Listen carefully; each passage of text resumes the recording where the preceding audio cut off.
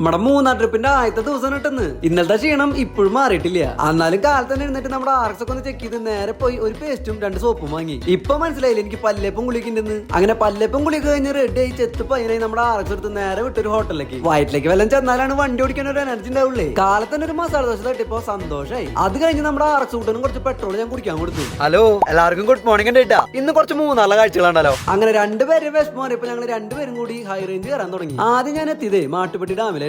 അവിടെ വലിയ സംഭവങ്ങളൊന്നും ഇല്ലാത്തതുകൊണ്ട് അവിടെ നിന്ന് വേഗം വിട്ടു. അങ്ങനെ ഞാൻ പോണ വഴിയിലാണ് നമ്മുടെ സ്വന്തം ആന വണ്ടിയിൽ ഒരു കൂട്ടം സ്കൂൾ പിള്ളേർ നേരെ വട്ടവടയ്ക്ക് പോണത് കണ്ടത്. പിന്നെ ഞാൻ വണ്ടി ചവിട്ടിയത് നമ്മുടെ അക്കോ പോയിന്റിലായിരുന്നു കേട്ടോ. അങ്ങനെ അവിടുത്തെ കാഴ്ചകൾ കണ്ട് തിരിച്ചു പോകാൻ നിൽക്കുമ്പോഴാണ് ഇവന്മാർ എന്നെ പിടിച്ചത്. ഇവന്മാരും പിന്നെ അതാ വലിയ ബസ്സിൽ വന്ന കുറെ കുട്ടികളും നമ്മുടെ യൂട്യൂബ് ഫാമിലി ഉള്ളതാട്ടാ. നമ്മുടെ യൂട്യൂബ് ഫാമിലി ഇത്രയും വലുതാണെന്ന് കാണുമ്പോൾ എനിക്ക് ഭയങ്കര സന്തോഷമുണ്ട്. അങ്ങനെ കുറച്ചു നേരം നമ്മുടെ പിള്ളേരെ കൂടെ അവിടെ സംസാരിച്ച് നിന്നു. അങ്ങനെ അവസാനം അവരോട് യാത്ര പറഞ്ഞ് നമ്മൾ അവിടെ നിന്ന് വണ്ടി വിട്ടു വിട്ടാ. എത്രയും വേഗം മൂന്നാറിലെ ടോപ്പ് സ്റ്റേഷനിൽ എത്താനായിരുന്നു എന്റെ പ്ലാൻ. പക്ഷെ ഞാൻ കയറി ചെന്ന് കൊടുത്തത് കോടമഞ്ഞിന്റെ ഉള്ളിക്കായിരുന്നു. ആദ്യം അത് കണ്ടപ്പോ എനിക്ക് സന്തോഷം തോന്നി. പിന്നെയാണ് ആ പണി എനിക്ക് മനസ്സിലായത്.